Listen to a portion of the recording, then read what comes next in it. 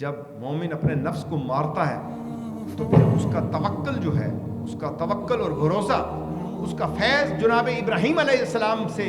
ان کے سینہ اطہر سے اس مومن کے سینے میں منتقل ہونا شروع ہو جاتا ہے، کیونکہ آپ نے توکل کے اس مقام کے اوپر جو ہے آپ فائز تھے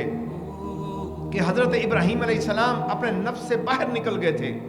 اپنے نفس سے اور اپنی خواہشوں سے باہر نکل گئے تھے۔ تمام انبیاء و مرسلین نفس کے متی نہیں ہوتے،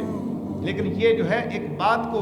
سمجھانے کے لیے عرض کر رہا ہوں، صرف جو ہے بغیر خواہش نفس ان کا ایک جسم اور وجود باقی رہ گیا۔ آپ کا قلب روشن اور سکون والا تھا، اور آپ کا امتحان کے وقت طرح طرح کی مخلوقات حاضر ہوئیں اور سب نے آپ کی مدد کے لیے کہا، فرشتے بھی آپ کی مدد کے لیے آئے، جنات و ملائکہ بھی آپ کی مدد کے لیے آئے، نیک و صالح موکلات بھی آپ کی مدد کے لیے آئے، اور آپ کا توکل یہی تھا کہ آپ فرماتے تھے آپ واپس چلے جائیں، میرے حال کو میرا مالک جانتا ہے،